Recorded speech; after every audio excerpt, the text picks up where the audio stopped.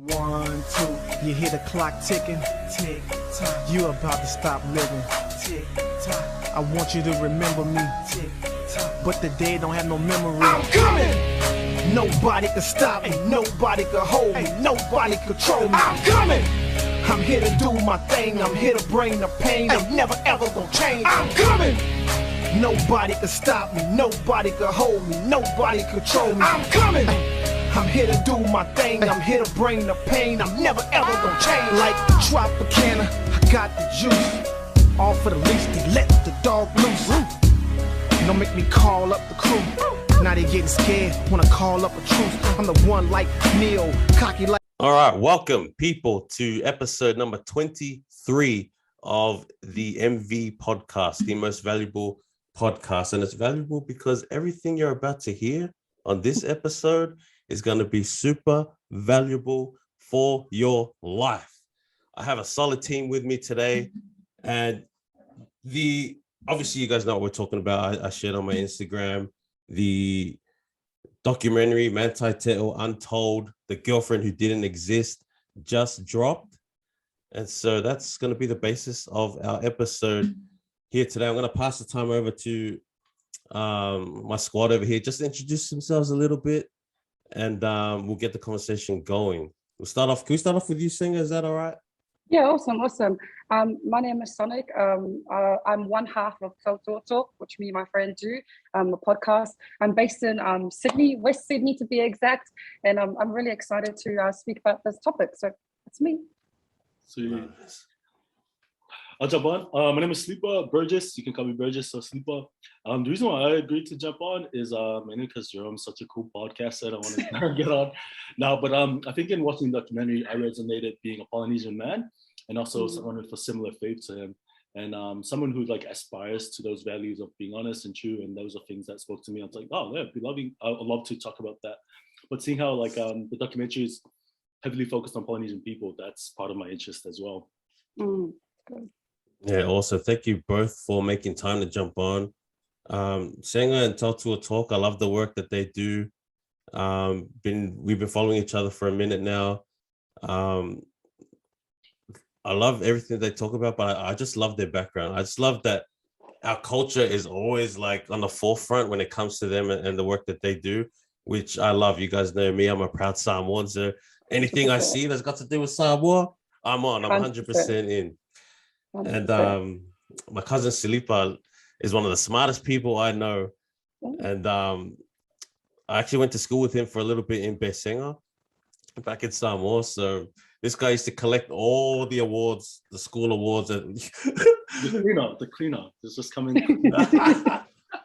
That's it right there. So I'm very excited to see and hear the opinions of both of these people about the documentary. So let's get into it. Let's start right there.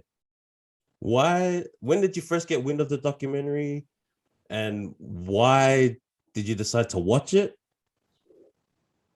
And then what was your initial reaction to it? Because it's just so big of a thing. It's like, I don't know where you would start with this whole thing. Yeah. Actually, no, let me ask this first. When it first broke back in like 10, 11 years ago, did you guys hear about it back then? Or is this the first time you guys are hearing about it now? I'll start. Sorry, is it okay if I start?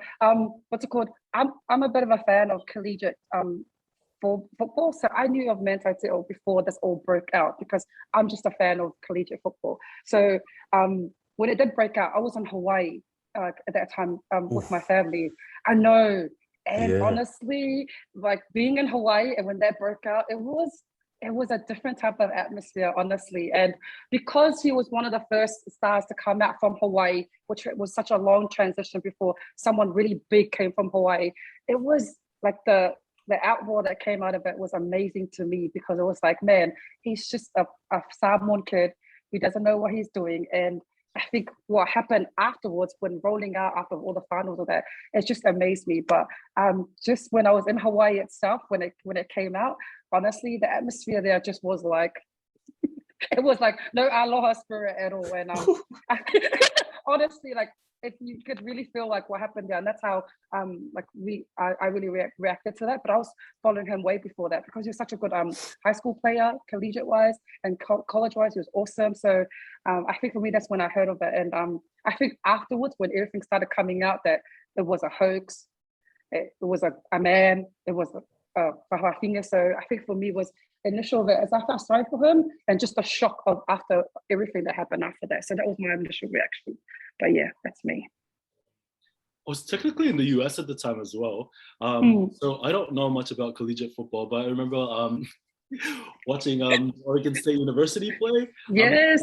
at someone's house. And I think that was the team. I was like, oh, well, I was in Oregon and Washington at the time. I was like, oh, cool. Like, I didn't know how big it was. So I didn't know that all of that was going on, which now that I've watched the documentary, I feel good about because I probably didn't make fun of him because I would feel like such an idiot if I had made fun of him when that first came out.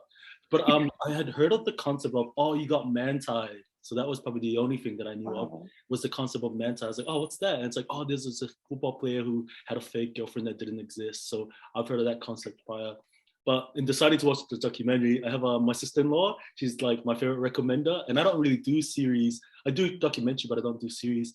And she gets her recommendations from TikTok. And she was like, I'm watching this today. And I'm like, what's the big deal? And then when she like showed snippet, it's like, oh, you're just watching because the guy's good looking. It's like, no, it's not at all. Yes, he is good looking. I guess all the girls are like, and it's like, no, it's not. She's happily married to my brother, but no, she mentioned that, no, it's actually really good. You have to watch it. And I'm like, what is it? And I saw the title. It's like, oh yeah, I'll be into that. Yeah, so as someone who's lived in the US and know how like big the United States media is, and like building someone up and breaking them down, I was actually really shocked when I actually got to see it and see how the like Mantai's whole story intertwines with that huge machine, which is the American media. But yeah, other than that, I didn't really know much about it. I do remember someone, I'm not trying to like sound boastful here, but I was seeing someone and they were like, you look like Mantai. And then somebody like, and then I was like, nah, this guy's actually better looking. I think he should have gone to Specsavers because that guy's way better looking. From NFL. That was actually the first time I was like, oh, like, you look at my tattoo. I was like, nah, Sole, that was like, don't lie. That's like the pillow as. You know what though? Because you're in America, bro. And like when they see any Polynesian, they're just gonna like, what Polynesian do I know? Oh, Mantai Teo or The Rock. You know what? You look like Mantai Teo. And then you're like, yeah, I know Mantai. And The Rock's my cousin. And oh my goodness, that's crazy, bro. Because I was like you. Like we were in America at that time. Both of us, because we were serving out there around that time. And yeah, and Singer, you mentioned like you're a big fan because over here in Australia, and I mentioned this on a video not long ago, Australia doesn't get coverage to football like that on our side of the world. You know, if you're a fan of Mantai Teo, you had to really be like a fanatic or somebody who was really interested in to really know who's who and to know who Mantai, the level of superstar that Mantai was at the time. He wasn't just some random player. This guy was like it, you know? Yeah, he was definitely one of the top prospects. And honestly, I think one of the ones that I peaked was because he was good looking. So I think one of those ones are like, wait, there's a Samoan guy. He's good looking. I was like, let's see, let's research this and all do that stuff. So I think my passion for football and that he was good looking, I'm like, okay, let's look into this. So I think that's where it came out of. But to know, I think you can't really understand what he went through when you understand the level of what he was at. Like he was nominated for a Heisman. He was one of the best All-American. Like just the length of what he was at. Like he was the pinnacle, and just what happened unraveled. And I'm like, man, like poor thing. Like I think that's all I thought. Everyone's like, oh, he's so stupid. He's so naive. But I'm like, when you think about it, like. I think if he really desires something, which what he was desiring in that, I think all red flags go out the window. When your heart desires something, he was desiring something. He was desiring something from home. Like I think I was in a documentary, like she was Samoan. And I think that's what really hooked him. I was like, man, I'm here at this place. There's no Samoans and this girl's Samoan. And I think he just hooked onto it. And I think when your heart desires something, you don't care about the red flags. They're all out the window and you just really invest into it. So I think for me, it was so sad. My initial reaction. And I'm like, mate, Mau Mantai, that's what I thought.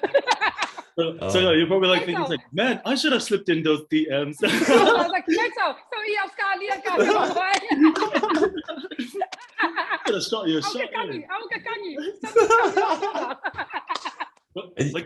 Oh, go ahead, Silipa. I was just gonna say, like, to your point, like about like Hang on a second. Even after Keep going.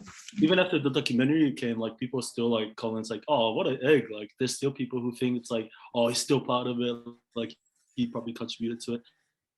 And to be honest, like I'm usually of the mindset, I was like, oh man, that's Valea to fall for someone that you never met. But like in the documentaries, they were talking about like catfish wasn't really a concept then. And you think of that show Catfish, I feel like that show probably became more popular after that time. I remember, I think that show was just starting when they were exposing people left, right, and center. But you also have to keep in mind, so many people have fallen for scams up to that point, online scams. What I didn't expect is that witnessing a queen catfisher on that level, like 5 different, it wasn't just catfishing with one account, it was catfishing by a 4 or 5 account. This is like top notch. Like, who was it? Like that guy was like saying, oh, Disney should hire them. I was like, wow, this guy could play everything. That was fascinating. It's like, it almost like, and sounds really judgy of me to say, but it's almost like sounds like psychopathic, like someone with like a severe mental condition, or like multiple personality disorder, if they were like continuously doing that. Great. And even people forget this part too. The first person to get catfished was Mantai's cousin. This is so true. Like people forgot about that part. Like Mantai wasn't even the first person to get catfished here. It was the cousin, and Mantai had to call the cousin to confirm the existence of Lene. And the cousin was like, yeah, we just talk randomly and blah blah blah. I'm like, man, that dude got catfished too. So it's like, but see, in the documentary as well, like there was another dude who like people were like so judgy and like how come he was like so naive and Valea and didn't have to check it out. Like there was a segment who was like messaged another football player. It's like, hey, I'm talking to this girl, Lene, do you know her? And then that guy was like, oh yeah, I've been chatting to her too. So it's like there were other catfishes before. The only difference between them and Mantai is Mantai was high profile. Yeah, exactly, 100%. It's like he had a network of catfishing. Like he just network of catfishing. You know what? I wasn't like the level of catfish that Renai was. I was like, I'm not. You know what? Queen cat. Man, I'm like, I'm not even acting skills. I'm not even mad anymore. I'm impressed. Like this is absolutely insane. You and Dr. Phil was so impressed. When he goes laughing in the book and does it in the dark. No, that was the worst. Oh my gosh. I don't know, that was the worst. Sorry. Oh my gosh. All right, so let me ask you guys this. Let's go back to when you first heard of it. Forget what you watched on the documentary. Did you believe it? Did you believe that Mantai was telling the truth? Or do you think he was in on it? Because the world said he was in on it at the time, right? I think my initial reaction, because I was like, man, this kid is a Samoan. Like he has parents. Like, you know what I mean? Like, and I was putting myself in his position. Like, we would never do something like that to really shame our parents. You know what I mean? So I was thinking, he can't. Like, from what I saw, as like his character, I was like, nah, this guy was duped to the days because he was highest collegiate and he always talked about his family. So I think it's like culture-wise, it's innate in us as Samoans to not want to embarrass our parents. So I just think it's really ridiculous for people to say, if you're not Pacific Islander or not Polynesian, to say that he was in on it. That's what I think. To be honest, when it first broke, I wasn't in the I was on a mission, so I was very distracted. Whatchamacallit? No, not distracted in a negative sense. Like I was doing something else, so it wasn't in my mind. Yeah. So when that broke, I guess when I heard the term Mantai, I was like, oh, how does someone? I think the initial reaction is like, how does someone not know that their girlfriend's not real? Like that was the initial reaction. Yeah. But then that was my reaction to anyone getting catfish or scams. Like, bro, like, can you really be that naive? But based on your point, saying like, if I was aware of it, I would come back to culture. It's like, no, someone's gonna neck out there to be a fool online or to be a fool in the public eye. Yeah, mainly because like we're very private people about our relationships. So, and it goes to show, like in the documentary, I know you're not asking about the documentary, but it goes in the documentary, like he didn't come out about that story privately, like it was leaked, so he had to come out. But overall, like the Polynesians are very private with their personal affairs. Yeah. As soon as they go public, You see already on TikTok and everything. Yeah, you think the American media is bad? The Samoan Mouth media is the best. And then bawa telefon Samoa. The Whaikala train is the best, man. And the story changes so quickly, quicker than Deadspin. By sonic speed on the telefon Samoa. Yeah, the amount of money our people could be making in that industry. Oh my goodness me. That's funny. Yeah, so it's hard because, you know, when he explains he's a Laie boy, he's from Hawaii, and, you know, if you've been out there, you know, they're the most laid back people, the most nicest people that you ever come across. So it sucked to see something like this happen to somebody like him. And I don't think he was crazily interested in the beginning, but because of his willingness to want to help people, right? So when I watched the documentary, there's a part where Manti mentioned that Lene, his father wasn't doing so good.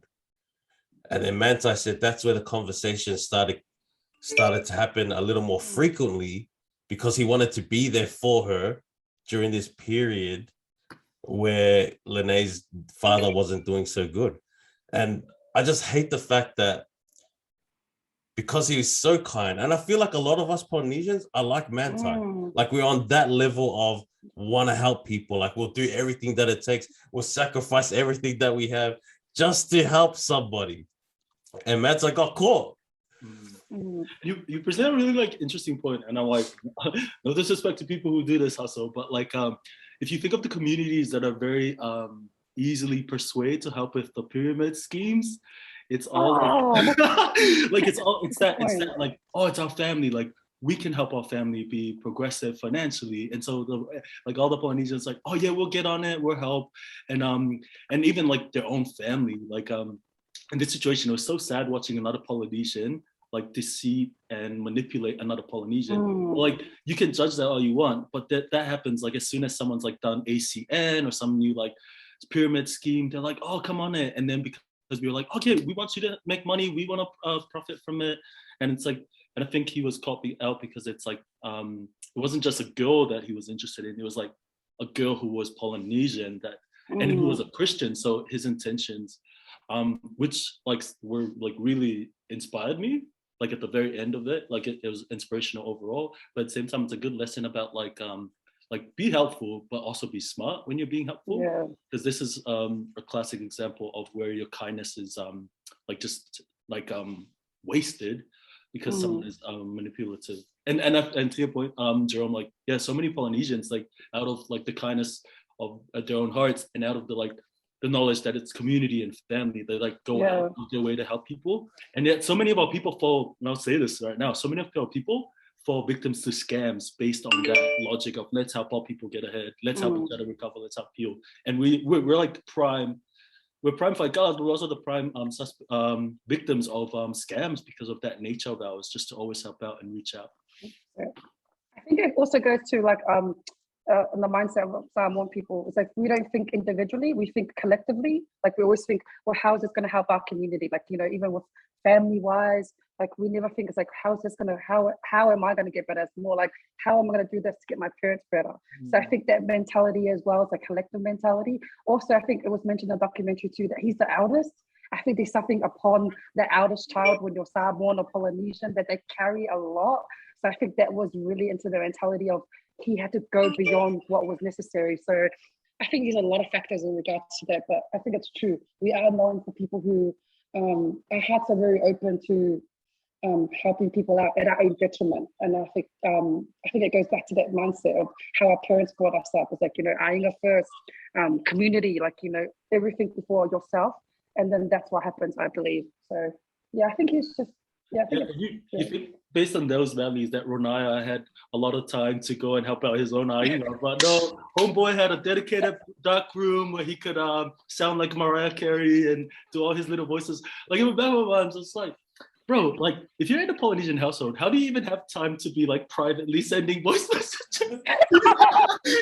like we all know it's like in the household, it's like a little Isumu runs around. It's like, oh, who's walking around? Like it's like homeboy must have been like it's phenomenal. Like all the characters. I'm surprised his little sister was the only one who got onto his phone. I'm surprised like he didn't hear other stuff. But yeah, like that same level of care is not shown by that individual. And I think everything that made them similar was everything that was used to manipulate him. And that's the really sad thing. Yeah, 100%. How many of us like, have like similar like Christian values, family vows, all those things. And I think for someone like Manti, who was already in a, like, I know what it's like to be a fish out of water, like living in Washington and Oregon as a Samoan, like you don't really see a lot of people. So as soon as you see your people, you like, you want to connect to them.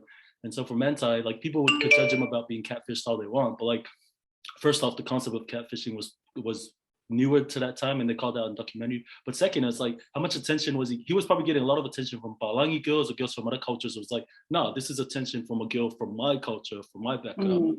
And what it was, I think what it was for him, it was convenient enough as someone who's like playing collegiate or like his trainings. He didn't probably need a girlfriend that was going to take a lot of his time. It's like someone online just did the job. Yeah, that's a great point. From those voice messages, all the late night calls, was like he was content enough to have carried that.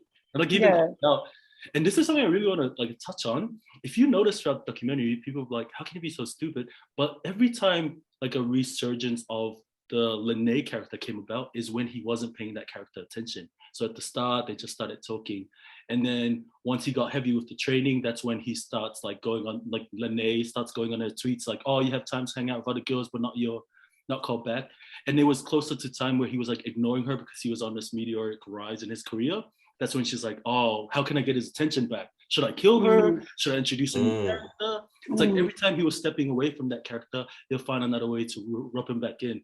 Like he could have just died, but now as soon as like the whole story took a different form and it became this massive like Cinderella story of how someone took despair and was able to turn it to triumph.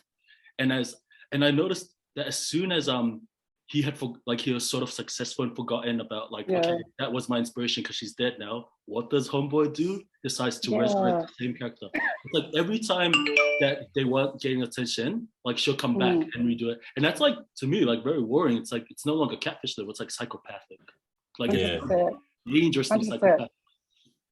Yeah, and I think that's one of the points that I took to was, it was really sad because the higher he got, the more control that Lene wanted to take, and the more like, and as the conversation went on, Lene was like, you know, like he was like, I was telling him training tips and all that stuff. Is like, I think he felt like he was part of Manti's succession. If that makes sense. Like the higher he got, he was like, no, I have to hold on to whatever it is. So one, it's manipulative, and it's very manipulative, that type of thing. And two, it's like, it's one of those things is when people success to a higher level, people want to attach to that and be part of that success story. Because why? I think he was so broken. He didn't have anything to live for. So he was like, I'm going to hop on this train and this makes me feel good. So I'm going to take it to the way to the top. And by the way, the only person that can resurrect is Jesus, and Lene resurrected.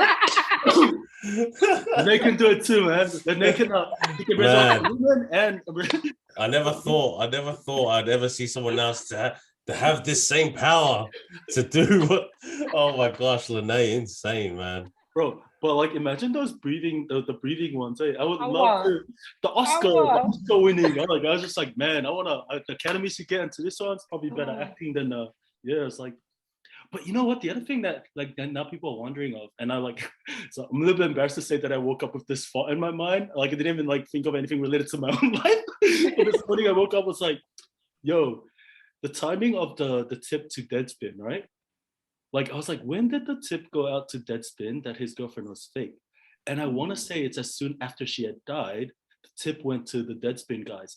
And my theory is, so people are like, oh, so who's Chris? Like, and to your point, like I have cousins who live in Kahuku, like they're locals over there, and like Kahuku's right next door to Laie. And like to your point earlier saying about that aloha spirit, like that's so real. If you've never been to Hawaii, Hawaii doesn't pay me to say this, but you have to go. Like it's a real thing.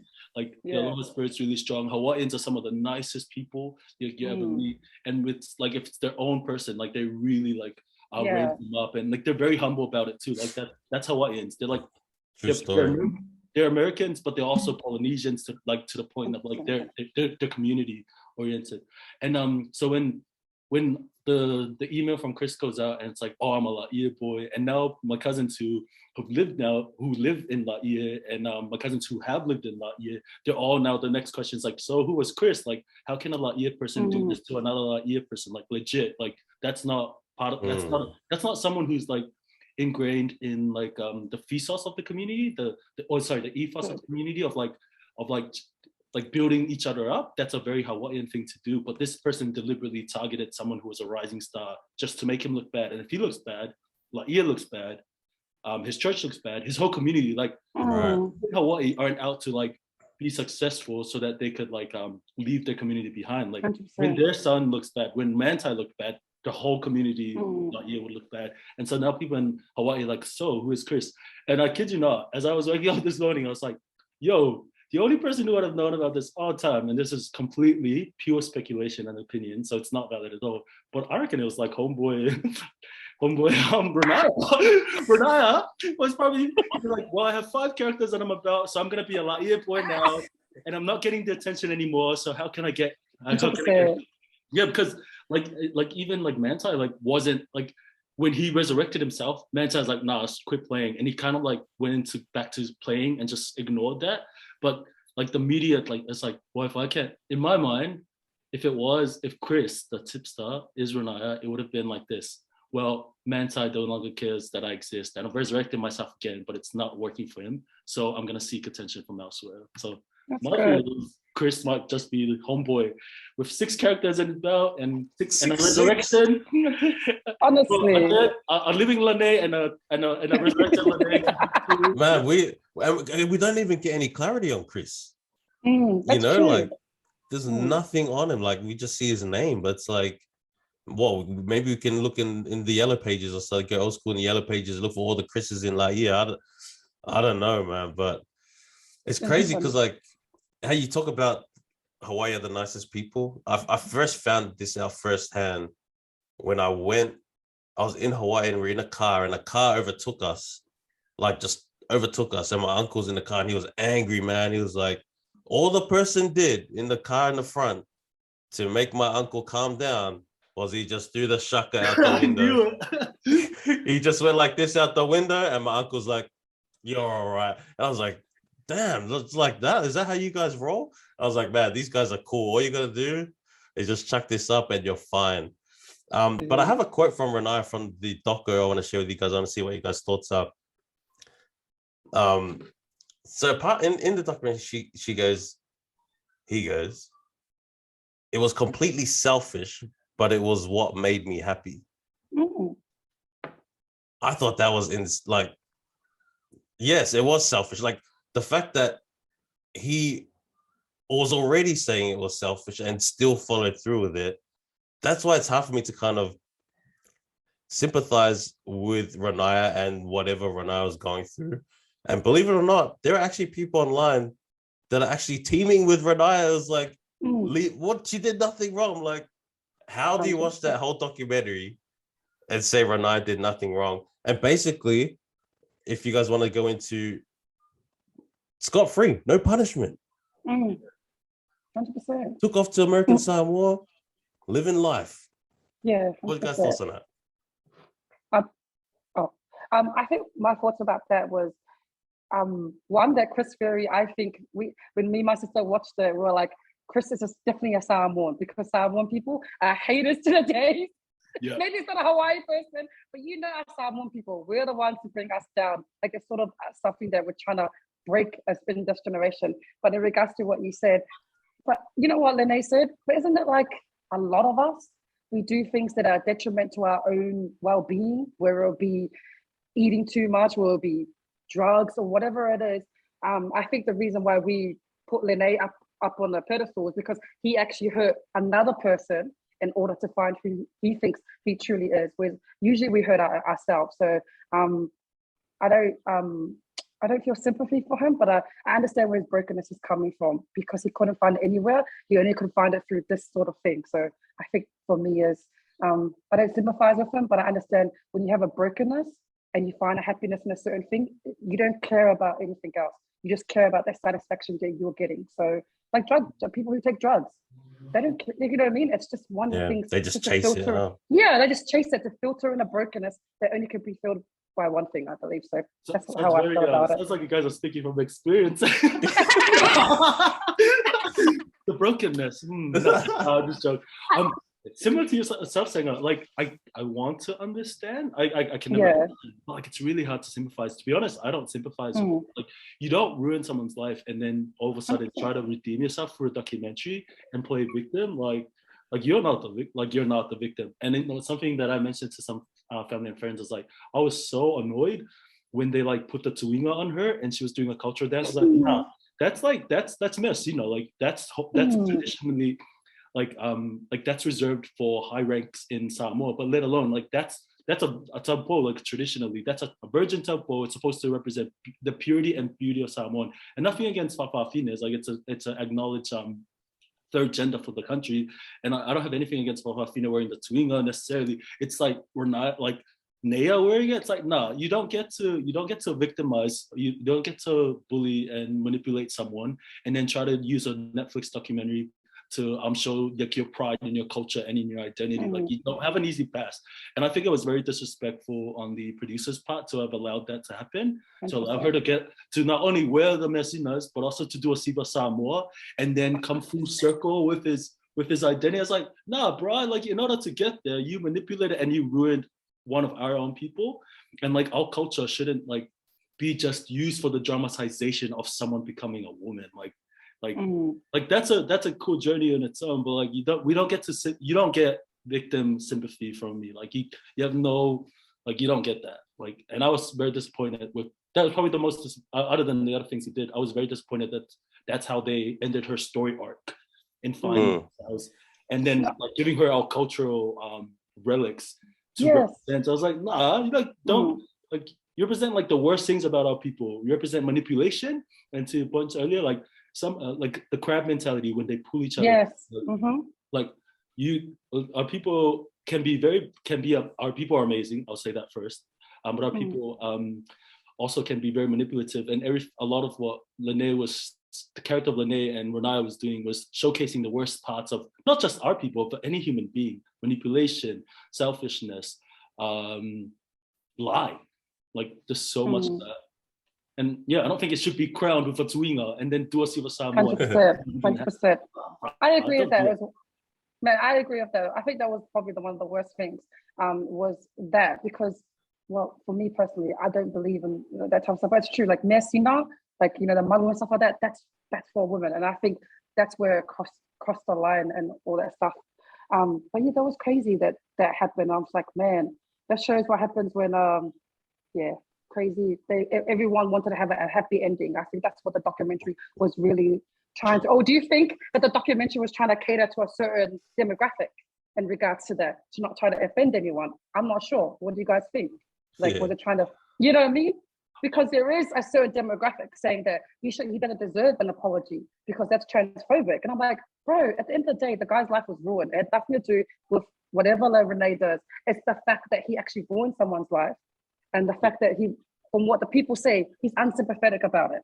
I understand his brokenness, but I don't sympathize with him. Like, I understand when people are broken, they do stupid things.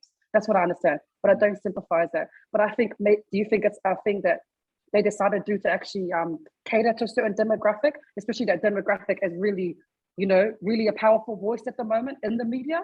I don't know. Well, I like, regardless of your gender, like if Renea was a girl or a guy or a trans person, like all respect to whatever your gender is, but your gender doesn't excuse your behavior. Like your gender should not be a sob story to make you guiltless of what you've done. And I would say the same for myself. Like me being a man, like my gender doesn't excuse my bad behavior. And that's so like that.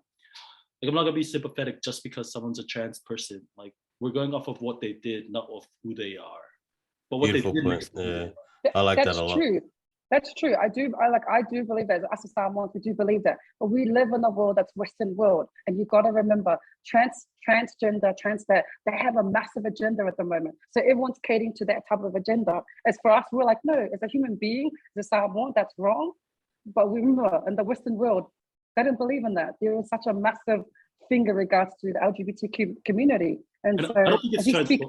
I don't think it's transphobic. It just so happens that the person who was a catfisher and the queen catfisher is a transgender person, and we respect that. The thing about documentary is it represents all different shades of what it means to be Polynesian and to be Christian. Like you can be Christian and Polynesian and manipulate people and drag them down and then put them in a position where it like ruins their whole life. And we've seen that so many times in our own community. We are our own worst enemies. Like they didn't need the Western media to come and do that for them. Like it was an actual Polynesian who was doing it. But at the same time, on the flip side, and this is where I'm super proud and like decided to come on this conversation, it's like you have someone like Manti who's still Polynesian, who's also still Christian, and like he was able to hold true to values that make us like some of the best, most beloved people in the world. It's like if we carry the type of attributes that Manti exemplifies on that documentary, like he's still stuck by his story. And I always say, like, I'm as annoyed as I am by Renaya and whatever they did, like I'm also just grateful that they came on and helped him clear his name by actually telling the truth now. The truth, not another truth. No, that's great points, man. Before we continue, we'd just like to introduce everybody to Agapetos. Welcome. How you doing? I'm really good, thank you. The reason I'm late is because I had to go buy some stuff for my trip to New Zealand, so I had to quickly jump out. When you going? Next week. I'm filming my documentary next week in New Zealand, and it's amazing that we're talking about third gender and our mesina, because part of my research is looking at whawhawhine with the malu. So exactly, right? Exactly. So that's my research. That's half of my research, and that's also part of what I'm actually doing as well. And that's why this documentary really interested me so much, because I love the way that the director and also who is of Tongan descent won an award for his documentary in Football We Trust, and also a correspondent and a journalist, Ryan Duffy. So those two, I believe, did an amazing job at representing our Samoan people. But you also got to understand, because I know I came in halfway through the conversation, but we all need to understand as a community that they did serve a purpose, and that purpose was about closure. But the person who pursued this closure was actually Te'o. Te'o wasn't going to come on to this without Nea present, because he not only wanted to understand, but he wanted forgiveness. But he wanted to forgive, which is the kindest act that he was able to do. But he was also able to bring light to an issue that has been lingering around since 2010, when Nev, who is the director, producer, and creator of Catfish on MTV, came out with his first feature film, as well as now his TV series. So the reason I also wanted to come on and have a chat about it was, what was it about the story that's made us Pacifica want to be either up and want to ridicule Renea versus Te'o, when yet people like Carrie, Bow Wow was catfished, like Katy Perry was catfished. So many celebrities got catfished, but nobody really cared. There are so many also freshmen who were up and coming freshmen who were of different from other ethnic groups in America, who were up inspiring wrestlers, inspiring sportsmen, people, lawyers, all had their careers shattered and broken because of catfish. But not a single one of us actually went up and say, that's a Polynesian. What are you doing to our Polynesian people? And then all of a sudden this comes out. And then I just see a lot of memes going around, a lot of negativity going around. When yet at the moment in this day and time, especially what Senga was saying, like where there's that movement, the LGBT movement, I'm in that limbo where I went to bed and I woke up in the morning and I went into a classroom and I was told that there's pronouns. And I was like, what the hell is a pronoun? And how do you spell it? I'm from a generation where it's male, female, third gender, end of discussion.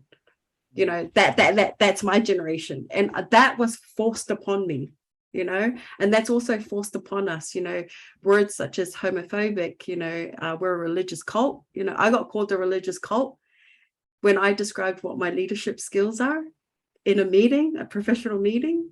Oh. So that's why this conversation is very much something hot topic, but I want to know why we are so fascinated about it. So that's why I jumped on and decided to be not Frikakala, quizzical mind. Quizzical mind.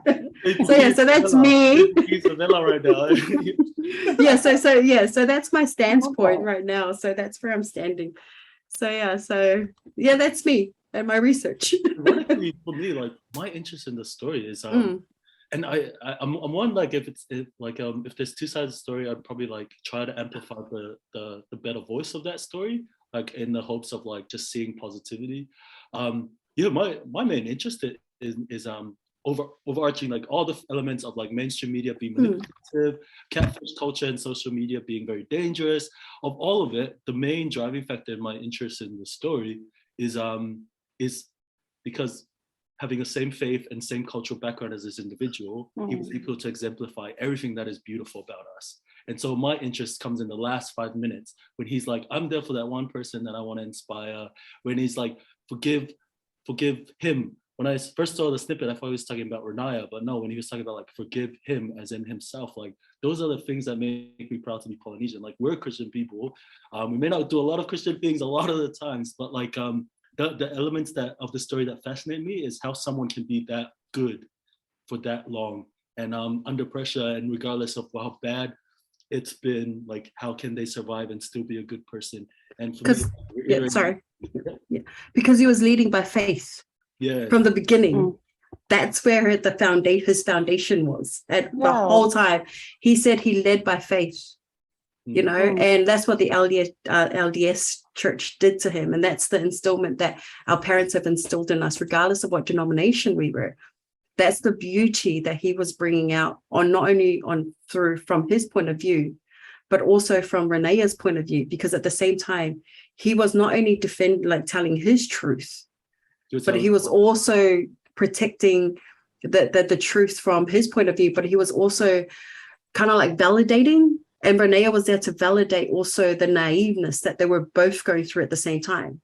So, and that's the beauty of what the directors were doing. And I do understand that it was also edited in a way where it got us interested, because our people are in there and our people know what catfishing is. I was like, I know how to eat it. I was like, I know how to eat a catfish, catch and eat it. But what I'm I'm always talking about food right here. But one of the most famous filmmakers, his name is Earl Morris. If you guys ever get the chance to look him up. And he's the one who always challenges this notion that we always that we're looking at, and the reason why we're here is what is the truth, in documentary, because the truth can be edited, the truth can be pixified, and our job as my job as a filmmaker and as a researcher, and your job as whatever industry that you guys are pursuing, your job is to pursue the truth.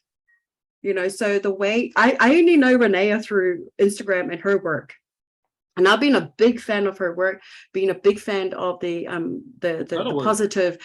She actually promotes a lot of Samoa stuff online, and she also teaches Siva Samoa, and it's gorgeous. And she also is one of those who promotes Samoa once she started coming out.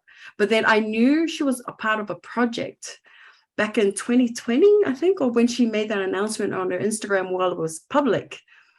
But then I didn't realize, and then I also saw the transition of the Kuinga and everything else, and I was like, oh my God, that's really gorgeous. But after I watched the documentary, I was like, that's why that's the project that was undercover that you were on about. But I've known Renea through Instagram or through her stories and the positive leadership that she's become. I didn't even know who the hell Teo is until I watched. I was like, oh, where is he from? Which tree? And I was like, I hope I'm not related to him. You know when you like start. I knew it. I was like, which tree? I hope I'm not related to either one of them. But somewhere around along in our ancestor days, somebody did something, and there's someone there. But to me personally, I didn't see two people. The good thing about this was it was represented in such a classy but tasteful way. With so much respect, not only to Teo and their family, but also to Renea and her family, and also to the culture, and to have a Tongan man come on board who is an Emmy winner with so much credit and respect in Hollywood to tell our story. But it took, and it took guts. It takes a lot of guts, because now he's in the firing line. He goes, why did you edit this way? Why didn't you edit this way? What's the truth? What's going on? And these are the questions that we're asking ourselves, which is something that is liberating, because now as our responsibility, especially with all the especially all 300 followers I have on my Instagram, don't come at me. All right. Jerry's got knocking on my 300. What we need to do now as leaders of our own rights and within our own following, and where we stand as mentors to those we don't know, and take what Teo said, I'm doing it for that one person. So if you got 500 or 200 or 20, even 24 followers, do it for that one person. So we as people sitting here discussing it, let's not take this literally, but let's look at it figuratively. What was going on? Where was the breakdown? And what can we do better? As a community, what can we do better? How can we now, in the line that we're in, and all this digital media coming out, and how fast it is, what can we do as leaders and as parents and as aunties and uncles? What can we do now better to make sure that the Renea and Teo story doesn't happen again? That we not only protect our children and their future, but we also protect them. But we also try to make sure that they are aware of what's happening. Because you got to understand, the reason why Teo didn't look into it deeply was because that was noise. That was background noise. The girlfriend, the social media, that's background noise. His focus was clear from the beginning, and you can hear it. I want to be great. And that's what he said to his dad. But now, no, I want to be the best. But now he's no longer the best. He's the greatest. So he's actually overdone it. He's overdone it. He's overstepped that line. And he's gone, and he's one of the greatest people that we know. So that's another way we can look at it. Yeah, it's so true, because nowadays the internet's it's becoming a dangerous place, and if you're not alert, you could find yourself in danger. I mean, you got pedophiles and stuff making fake profiles to try and target the young kids, and that's why I love that you bring up, that this documentary does that. It opens the Samoan community's eyes to this, because I don't think our people fully understand the concept of catfish. And because this story's come out now, we have a clear idea of what it is and what it can do. And also to your point about Renea, because I was trying to find, because for me, one of my things in life, I try to find the good in people, no matter how bad, or I'm sure there's something, right? And I actually because I was having a hard time trying to sympathize with Renea, actually, and I was like, man, doesn't sound remorseful at all. But then I got sent a screenshot from one of my friends from Naya's Instagram account, and she had shared this. I want to share this with you guys real quick. So Renea had said this is when the documentary first dropped. She put on a story, she goes, 10 years is a long time, and while healing takes time, there's no true time limit or frame to measure the fullness of that process. Healing looks different for everyone, and I just want to make clear that while I may or may not come off as remorseful or compassionate in the film, the exact opposite is true. I was asked a series of questions, and I answered them as truthfully as possible. I made it clear time and time again that Manti was the victim of an extremely horrifying situation that I took complete responsibility for. I owned up to everything, and that does not make it right or okay. But I was very sorry and apologized to everyone him, his family, my own family, the people involved, the world. So I don't know if that kind of like changes things a little bit, because the part that I struggled the most on documentary, and Singer, we'll get to you for your thoughts on this, the part where Lene called the dad, the family. Do you remember that part? And I was like, oh, wuya. Whoa, oh my ile Listorio Lene calling the parents, and the parents had a long conversation. So I'm looking at Renat, like after all this has taken place, the conversation she's then had to have to them after having that type of conversation with them as Lene. Like, what are your thoughts on that? And what are your thoughts on Naya's story that I just shared? I like that, because I think healing does take time, and I think we live in a society, we like to call out people on their worst mistake in their life. And apparently her worst mistake, or his worst mistake in his life, it was public, and everyone went after him. Like, we don't want to be judged on our worst mistake as well. You know what I mean? We want to be given grace. And I think we might not see it, but Lene probably, he probably had massive repercussions as well. Not that I don't sympathize, but we got to understand that maybe he went through something as well, even at his own detriment. So I think for me was, we can't judge someone on their own worst mistake, especially when it's public. I think there's even 4 times, you know what I mean? We feel bad when we do something on our worst in our lives. Imagine when it's the world knows, and you're the cause of that. I don't know, as a woman of faith, I can't help but feel for both sides, because for me, it's like, man, he's someone's son, they're both going through their own journey, and I'm just like, man, it's true. Even to your own detriment, even what he did, I don't take accountability for that, but it's like, man, he has his own journey of healing as well. And we got to remember, even though he did cause it, he's got to go through his own healing as well. And he's someone's son. And then his family went through the same thing. And they probably got it worse, because why? He's the one that actually caused a lot of it. So yeah, I just don't think we as people should really hold him to account on something that he did on his worst in life. I think we should give people grace, allow people to grow, and not sympathize, but it's like, man, we all make mistakes. Are we lucky that our life is not public, that people don't see that? So, you know what I mean? Like, I think that our life was public. You know I'm what I really mean? lucky that Netflix didn't come and ask Sega for a documentary. But I am, as you're speaking, Sega, something that comes to my mind is cancel culture, right? We don't it's a very Western term, like cancel culture. Traditionally in Samoan culture, we have practices of apologies such as the ifonga. And as we think of the concept of the ifonga is when someone is truly penitent, they would go and do this whole, someone was like, instead of doing it, you put a fala over her and put her outside to do the ifonga and all of that. What I'm trying to say here is, I hope that us being spectators, at the end of the day, like everything we have to say, we're not firsthand victims or have any validity to what they have to say other than our opinions, right? But at the end of the day, like I mentioned, my main interest in this story is the goodness that's come out of the mouth of Manti, the ability to bring truth to light, because those are Christian values and those are Samoan values. Like without truth, like we weren't ever gonna be independent. The thought that I wanted to share is like, we shouldn't cancel someone, like as much as like, oh, we notice all these negative bad behaviors, we're making all these assumptions. I am myself as well, but like cancel culture is not part of our culture. Redemption culture is part of our culture. 100%. Through Christianity, in Christianity, we may not be good at a lot of things, but at the end of the day, the basic ethos of Christianity is that the good news is everyone will come back. Maybe not come back like a resurrected Lene, but we're not a cancel culture, we're a redemption culture. Like everything that's wrong about, like sins can be redeemed, like bodies can be redeemed, ifonga can redeem relationships.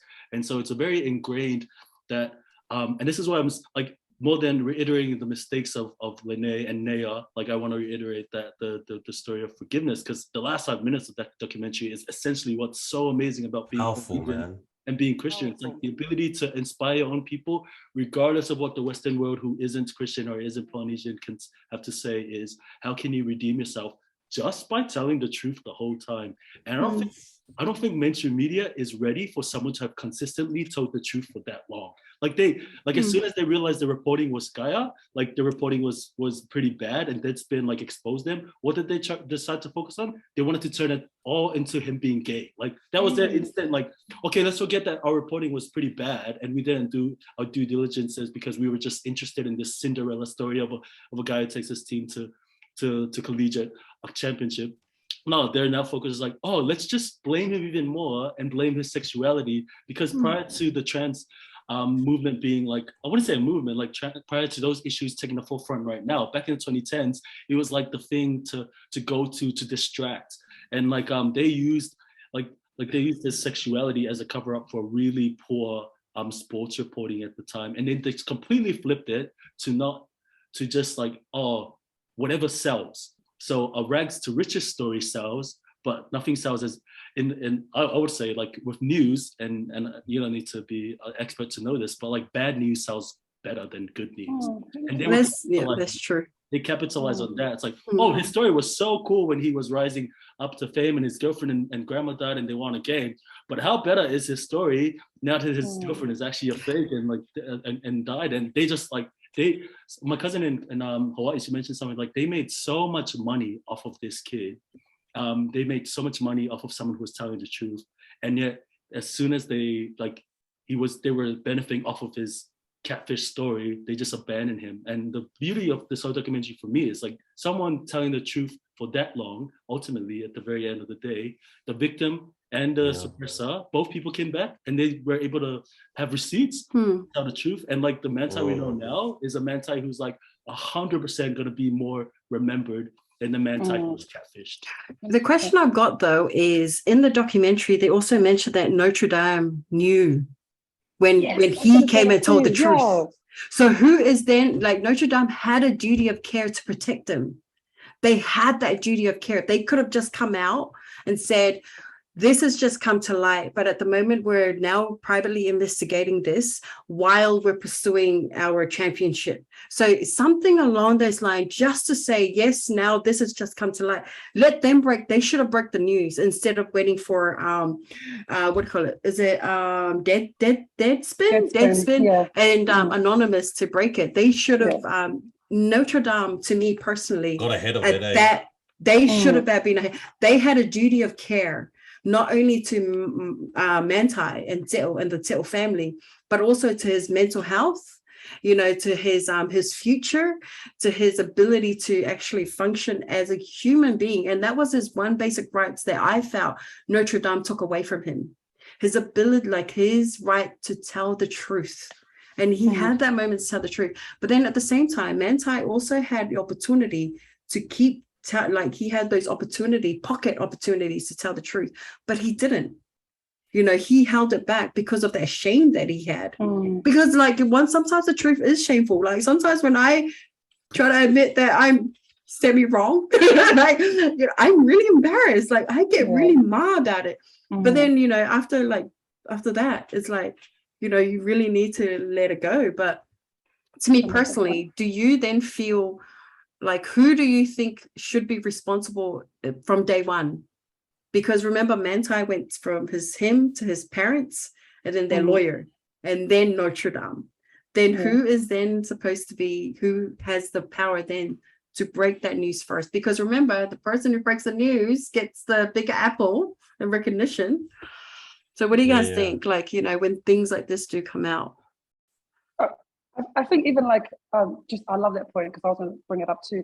But even before that happened, his best friend, the guy who's currently his best friend, he knew something was up, but he loved him and didn't want to say anything. And I think it's so important that you have people around you that speak truth. And I know we live in a society, we don't want to hear the truth, but love without toughness, it doesn't go together. So I think he had the people around him that are responsible, because they didn't keep him accountable. And they saw flags before that way happened, because even the dad said it. He was like, not blaming on him, but the dad said, he goes, oh, he hasn't even met this girl, but he's just concentrating on footy. Like, you know what I mean? And even his best friend's like, I know I saw red flags, but we didn't say anything because we loved him and he thought it was that. So I think there were red flags way before that. And I believe too, Notre Dame was in the wrong in this as well, honestly, because why?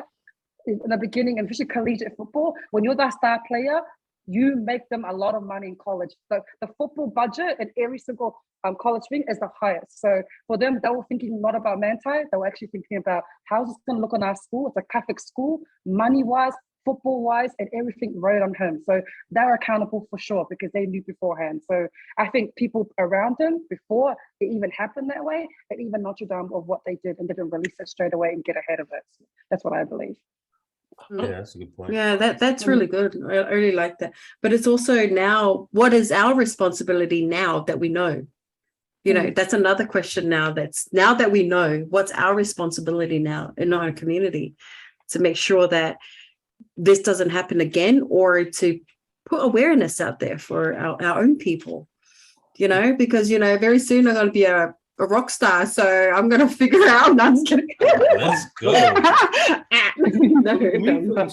In terms of blaming, like I would humbly say, like, I don't think it's important to know who to blame. I think we all pretty know where people. I think people, like, as much as I would blame Renaya for starting the whole catfish situation, at the same time, like, it's like holding someone accountable for who they were 10 years ago. And I don't think that's fair to someone who is now. Like, to hear what they're doing for the culture, like, that's inspiring. To hear their apology and their healing, it's like everything that all the negative we have to say about them is we're saying about a person who was 10 years. We're saying about a 10-year, like a version of Naya from 10 years ago. So in reality, we probably should move forward. So it's a question of like, what now? And like, even for Manti, there was a powerful thing is sometimes a lot of us were holding on to who we were from, like the mistakes that we were 10 years ago. And it's like, the powerful thing isn't just the Polynesian or religious aspects, it's also the aspects of like, of personal growth. Like do people recognize that who they are from a tweet or a comment they made online, or like a video or something offensive they did, or harm that they did to other people from 5 years ago, like yesterday, is not the same individual that they are today. Like, I'm pretty sure that Naya, who they are today, is like a completely different person, probably a better actor as well. Okay. This guy. You see, like, Naya now, like, is proudly a transgender woman sitting in front of a camera telling a version of the story from how they, like, that Naya, that same Naya 10 years ago was hiding in a bedroom doing voices and doing voicemails and like living a double life. And so I think it's important that we do acknowledge the growth of human beings. But like, to your question about like, what now? What now is we should be better communicators. I've always been an advocate of like clear communication. Probably my exes won't agree on that. But I was not that person that I was dating. Okay. Like, for example, if someone has to create a catfish profile because they weren't comfortable in their sexuality to come out to their ainga to tell them about that, like, that's clearly showing, and I'm not blaming his family, it's like, it's really deeply ingrained in families and culture that they don't discuss a lot of taboo subjects until someone's like out of the house, and then they're like, all of a sudden people are like, oh, why is so-and-so living that way? I thought they used to go to church. I thought they used to be like the good old goody two-shoe sons of someone. It's like, that person was like a version of that, of who they are right now. Like, those years ago, they just were suppressed. Like, in our culture, we're so overprotective. Like, he even says, like, I didn't like football. Like, I don't know why I was playing it. And then at some point, it's like, well, when I was dating that time, maybe I do like football. But it's like these things that you pigeonhole. Like, your son is like, my son's gonna play rugby. It's like, what if your son wants to play netball? Like, they're not. What now? The question for what now is, as Polynesians and as Christians, we should be more open to open dialogues where we actually listen to kids and they're able to express themselves instead of expressing to strangers online. And like, living, like, if there were a transgendered woman that whole time, it's like, oh, I'm just gonna live through the pictures of some hot girl from high school and like not be able to live their truth. But at the same time, for someone like Manti, like you could be naively like falling for these traps, but like, to confidently be able to have those conversations, to confidently, something I really like towards the end is like, when he realized his game was just off, he reached out and got an agent. How many of our Polynesian, I'll say this because it's my demographic, men have committed suicide in the last 10 years because they looked at to be like super strong role models, and they're not like vulnerability is viewed as a sign of weakness. Like, what now for us is, first off, be truthful. I think that at the very core of it is, lying and manipulation is the worst parts of our culture. It's as bad as Faigala, because all those, like, Faigala in itself is a version of lying and manipulation. So being truthful is the first stuff. And then, point number two is be open. Like, as a people, like, yeah, like I would probably say we have a pretty, for the only country to have a recognized third gender, we're also very transphobic in how we communicate about that. Like Fafafing are bullied, and like as soon as like you're viewed as that, like you're bullied and labeled and hated, like going on. In fact, like bullying, like probably like 70 or 80% of bullying is based on homophobia. And for a country that has a recognized third gender, that's really poor, that we also have a strong history of trans violence and homophobia. Like, so those are conversations, like be truthful and be open, are things that we could definitely gain from this. And in the long run, like we see how that benefited people. Like Manti was truthful and he was trying to stay open, and because he agreed to do the documentary, we're able to have these conversations right now. And that's good. That's good. Yeah, but the other great thing that came out of this, right? I can actually put a green tick on this, was that out of all, because I'm obviously a filmmaker, so I watch a lot of movies and documentaries. So I've seen a lot of catfish documentaries on Netflix, and some of them have naked photos on it. I did not see one naked photo. I mean, and I was like, yes, thank you. At least you didn't go that far. At least you shouldn't go that far, because some women had their accounts hacked and had their naked photos downloaded from a private folder onto websites, and they couldn't take it off. So that was the one thing that I was really proud of. What Naya did was that she didn't go that far. She didn't push the boundary that far. And I was like, oh, this is great stuff. So I'm grateful I didn't have to. The other thing is, the other thing is that actually is still weighing on my mind is, Teo reached out to the real Naya and apologized. He reached out and apologized to her, but she turned around, she said, there's nothing that they can do to fix this. Not knowing that it's not his fault, and he also got the blame for catfishing when he had nothing to do with it. So the innocence was just there, and he was getting blamed not only from the real Naya, but also the public. And it was like, and I just sat there and I went, poor guy. You know what I mean? I was like, poor guy. Like, if somebody uses my sexy photos and catfished a really hot guy, I'll be like, you know what? It's all right. Just send me an autograph and I'll be fine. The way he looks now. The real Lene. Oh yeah. She pretty ass too, man. You guys frothing over Manti, man, but the real Lene. Renee, she's so pretty. But the thing is, he did reach out and apologize, even though he's innocent in all this. But she didn't forgive him. So, but with him was like, that's all right. He kept moving. But you all say this now, but Manti's actual wife, though. I see that too. Yeah, it's great to see. Because imagine sitting on that for like 10 to 11 years 100%. Of the judgment that, like, because he'd gone a bit quiet, like no one had heard of him for a bit. He had a stint in the NFL, and like no one.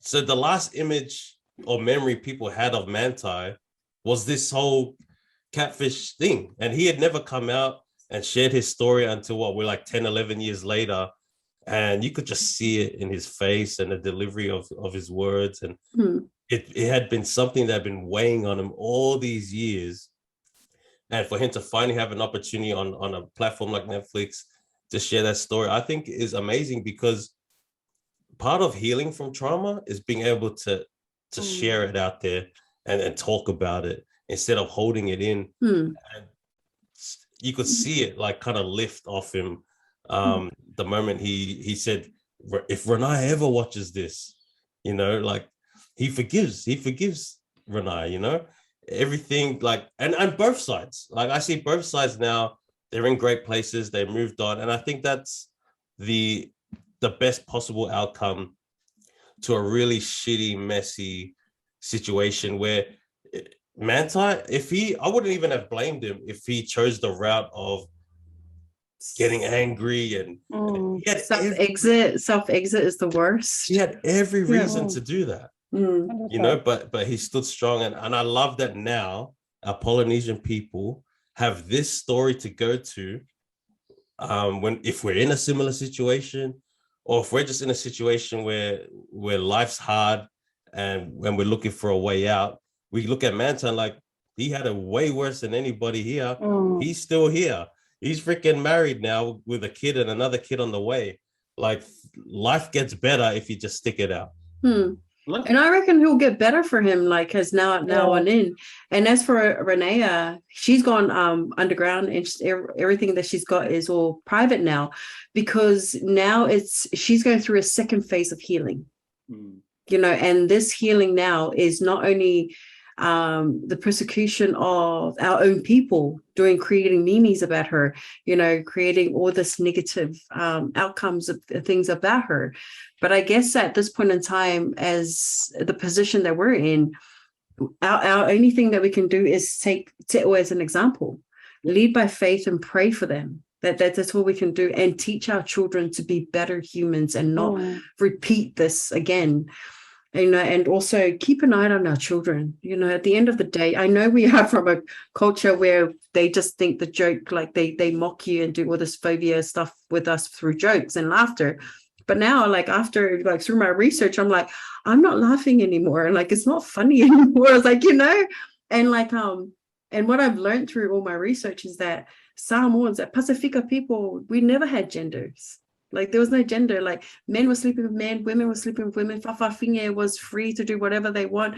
There was no shame in having sex with before marriage. There was no shame in that. There was sailors who visited us who also slept with not only our local women, but also our fa'afafine. What do you call it? Albinos was very common before even sailors came in. There were albinos in the Samoan community. This is like before our pre-Christianity. Yeah, but we were also everything. Sorry, we were also cannibals. Yeah, we were. Yeah, of course, 100%. That's why I love my cows. Okay, you raise a really good point, Emma. Like, to all and this is something that I hope that we take away from the documentary. Our identity is a very transformative one. Like, we used to be, I'll say it, we used to be savages. We used to eat each other, and all this talk about sex with everyone. Like, the ancient Romans, who we consider to be the forefathers of civilizations, like, they were like homosexuals and bisexuals, like, they were everything sexual. But the thing is, our identity changes over time. And I think more than, I think we would be the villains in this story if we just chose to look at things as the villain, or Renea is bad, Manti was a victim, and then we just like rested on there, and then badmouth people, and then hold them accountable for mistakes. But the thing is, the other thing I was going to touch on is, like, it was the Christians that came in and put those boundaries on us and changed and introduced. And that's why if you look at our women have got roles that are reflective of European women, you know, and how they are the ones that clean the house and look after the house, and men go and work. Whereas our women work together with our men, and we sowed what we reaped. The other thing you also got to understand is what this documentary also brought out was the reflection of the Eagles, the Manly Eagles players who stood down because of their religious and cultural faith. You know, and I turned around and said, where was our people in that? Do you know what happened? Us academics got attacked for our opinions, because we're trying to explain from our standpoint of view, from a Christian point of view, as well as a Pacifica point of view. But we got attacked left, right, and center because we didn't know, because the white people didn't want us to have a voice. So this documentary has really cemented strength, not only in my voice as a Pacifica woman, but also as a documentary woman. And I'm actually a whakasa, but I was raised in Catholic as well as LDS. So yes, I got around, guys. I don't care. Try me. But I loved LDS because they had nice. LDS had nice food. Can I just chime into what you guys? I just chime into what you guys say. Yeah, of course. Go on. I think it's what, like you guys saying. It's like we, as Samoans, one of our biggest thing is our oral language, but yet we can't even communicate with the people close to us. Now, if you know what I mean, we have, our language is so beautiful. I think it's one of the most beautiful languages ever. Maybe I'm just doing that, but yet we can't communicate with ourselves. And I think one of the things that me and my friend and talk about is like, man, everything starts at home. Like, you know what I mean? We want to change. We want to change Hollywood. We want to change our community. but it's within our home. And I think that's why even Mantai's Te'o story is beautiful, because really what his father cemented into him at such a young age, went to church, put those values in him. That stayed with him. That stayed with him, and it cemented something, and it shows that everything starts at home. Like everything starts at home. Like he never. Brilliant point. Whatever his dad and his mum put into him, it stuck with him, and that's the only thing he could hold on to, his values, which stirred from his faith and which stirred from his family, and he never took off from that. So I believe us is like, we can talk about changing our communities, changing our media, but we really believe like Mantai's change really started at home, really started with his family. So that's one of the things that I really want to bring in. So yeah, that's all right, because the other thing is, if you compare Samoan media versus Western media, you'll see that there's ethics in the Samoan media. Oh. So there's a lot of ethics. Like only to a certain point then, or only to a certain point, Yeah, right? Or only to a certain point. But the Western media, they don't care who you are, they're just like vultures. And I loved what Jerome said in his in your little snippet that you put on out before this, was what Denzel Washington said. You're only chasing to break the first story. You don't care about me, you care about the first story, and that's what the media was actually putting our people in. The greatest thing that came out of this, and I always want to reflect on the positivity of our stories, is that it's taught us how to deal with the media better. How can we communicate with the media better? I'm telling you, I was in Hollywood and I got interviewed by the media. Oh my God, I just hope it doesn't come out. It's on YouTube, my story. But I just, you don't know what to say. And if you do know what to say, you have to be very careful what you say. 100%. Cut and paste. Yeah. But at the same time, we've reached a new, I studied media in university, and we've reached a dimension of media, which is like, we are the media. So you can create a meme and you're part of the media. So instead of just viewing the Western media as the blame for all of it, just remember that through your own social media, you can be a part of that voice, and you don't need permission from Rupert Murdoch or any bigger corporation to just share truth. And that's something that's really powerful. Also in the documentary is and this is not just for Polynesians or for Christians necessarily, but for anyone, like, whatever you put out there, like, you're now part of the media. And I would have felt like a complete fool if I used to make jokes about Mantai, and now seeing that his story was actually true all along. Like, you don't go to the YouTube comments and someone's like, man, I feel so bad that I had made fun of him and I used to like point at him. It's like, because no one wants to admit that they're wrong. That's everywhere right now. Yeah, like no one can say it. But like someone like Naya can say it. They can tease Naya all they want, but Naya is someone who, like, despite the past, like, at the end of the day, was truthful about as part of it. So as individuals, we shouldn't rely on the bigger media agencies to do news. We all have phones, we have cameras. Like, if we're filming fights and stuff, we're the media. We are the media, and we get to tell stories ourselves. And the narratives we decide, if we choose to make Naya a villain, that's on us. That's no longer on Naya, that's no longer on Netflix, that's on you. If you can't give someone, if you can't walk away from watching a documentary and like taking the mindset that Mantai has, and like, hey, I'm just here to just inspire one person by forgiveness, like, and I'm here to just like forgive myself. Like, if you can't take that away, if you take other things away, that's entirely up to you. That's the media you consume. Like, media is very subjective to the point that you dictate what is true and what is not. Yeah. That's good. That's good. Sorry. That, just a quick note from Winston Churchill said that about the truth. The lies can be making by the time the lies go around 3 times or 6 times around the globe, truth is just starting to put his pants on. And that's what this is about. Like, everybody's circling around, and 10 years later, the truth has finally got his pants on and decided to come out and share what the actual. And now that the truth is out, now we can all just say thank you.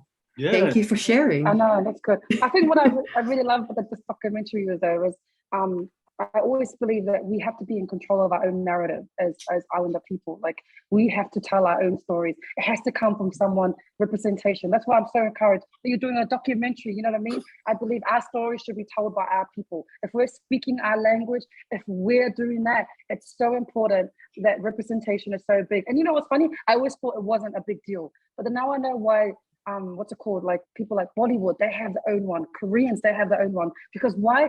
They're in charge of their own narrative. They get to let the people know, like, this is who we are, this is what we're doing, and we're doing it. And I believe for us to really overcome this, we have to pick ourselves up. So I think one of the things I really love about this, it was actually a Pacific Islander that actually told the story from our point of view. And it's so important that we control our narrative, we control our media, and that we build that media as well. So it's a beautiful decolonizing thing. You mean that's all about decolonization. Decolonization is giving money to our Pacifica people to tell our stories.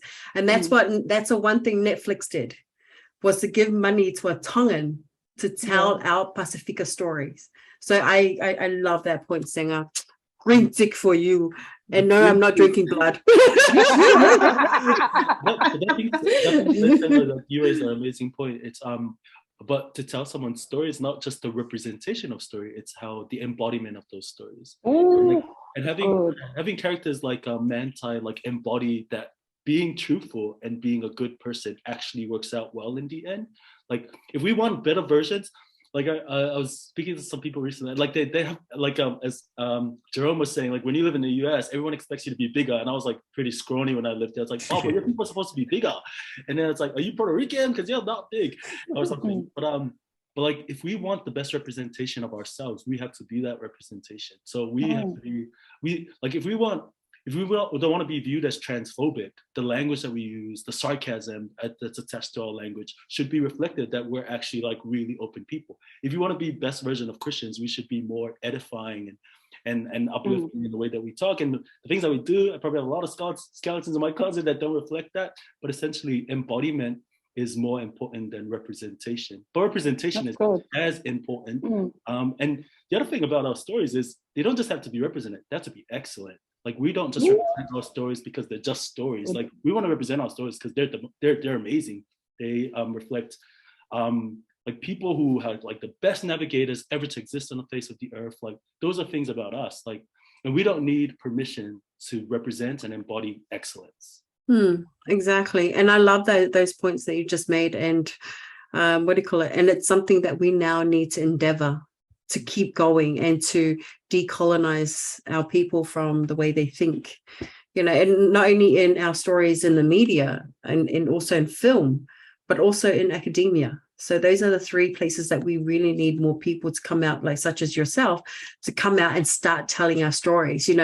You can just do a documentary about what's going on behind your backyard just with a camera, like with your phone, and there's editing software that you can use to edit our stories. And yes, let's start doing that. Let's take this as an example where we can now stand up and decolonize what's going on and moisturize and keep pushing, keep navigating those hurdles. Just give us money. That's all we need is funding. Oh, well and good, but we need money and training. And then vision, the provision will come, honestly. No, man, I totally agree, because like when I first started getting into the whole podcasting thing, like even now I'm not like really crazy into it. Like it's more just to like I go off feeling like, oh, maybe it's time to do one, I'll do one. But I used to want to be on like, I used to watch all the TV podcasts, and I was like, man, I want to be like one of those guys. I want to be on TV. But then I'm like, just do your own one. Just freaking go sit in your garage and do your own one. Like, why the hell do you want to? So like, yeah. So I totally agree. We just need their money, basically. But look, we've been going at it for a while. It's been a while. The hunger is kicking in. That's how it starts and how it's in. With the food is involved. Like, this guy, when Silipa first came on, he was eating. Like I ate for like the first 15 minutes of this. Yeah. So what we'll do, I'll give you guys each just your closing thoughts on everything and a message that you'd like to share. Because there are so many lessons in the documentary that we can take and apply into our own lives. And then we'll end from there.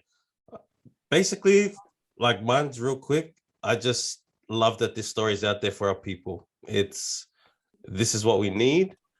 And, hopefully this has helped us become aware of situations like this and the dangers of situations like this.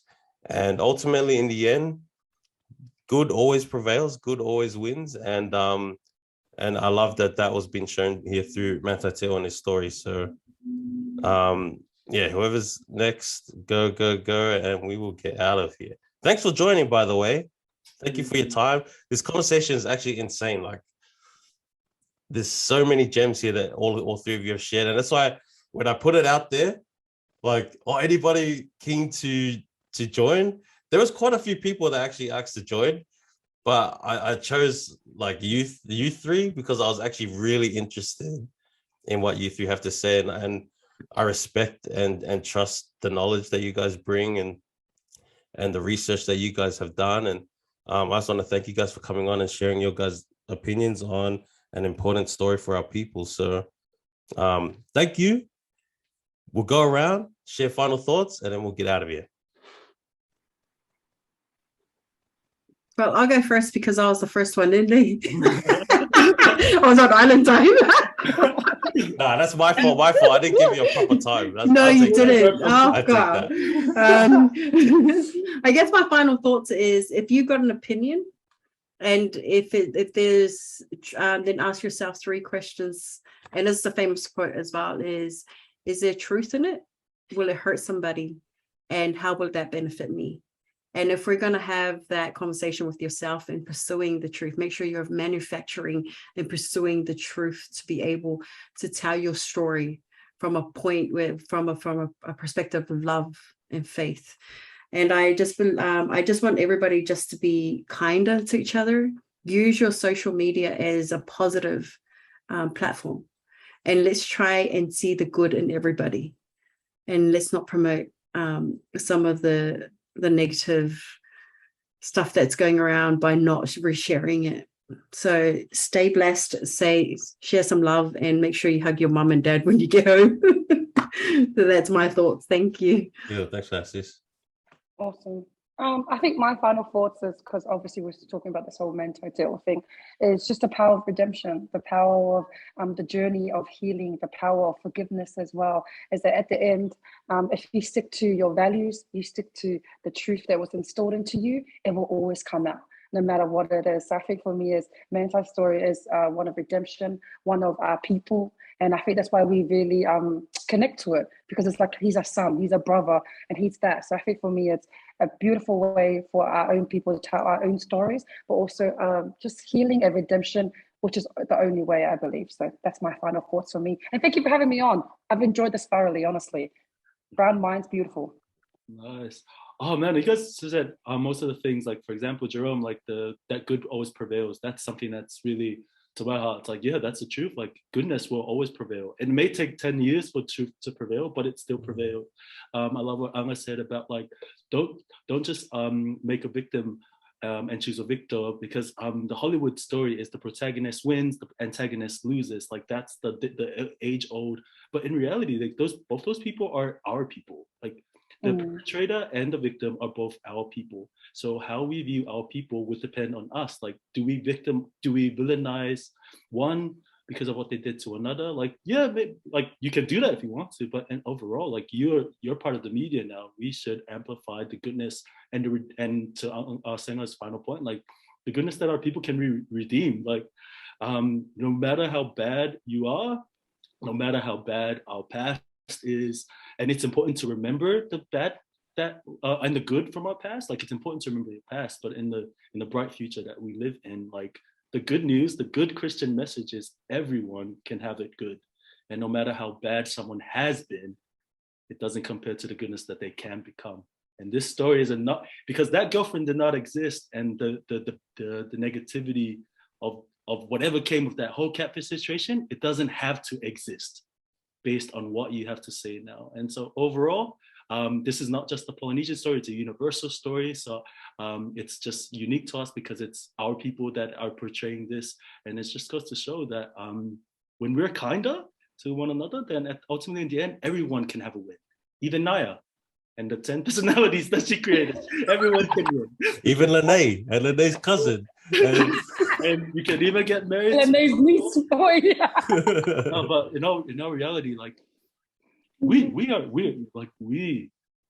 Samoans and Islanders, we're great, but we have to show that for ourselves. We have to show up and say that for ourselves and be that for ourselves. And it's good. It's all good. Like it's all good. Now we're time to go eat and do fit outs. Now it's time to go fit out, do the fit out. Oh, thank you guys so much, man. I really appreciate the time, and I look forward to getting this out there and see who it helps. But that's us. See you later, everybody. Whenever this drops, have a great week, great day, great night, great morning, whatever. See you All later. right. Take care. Be safe.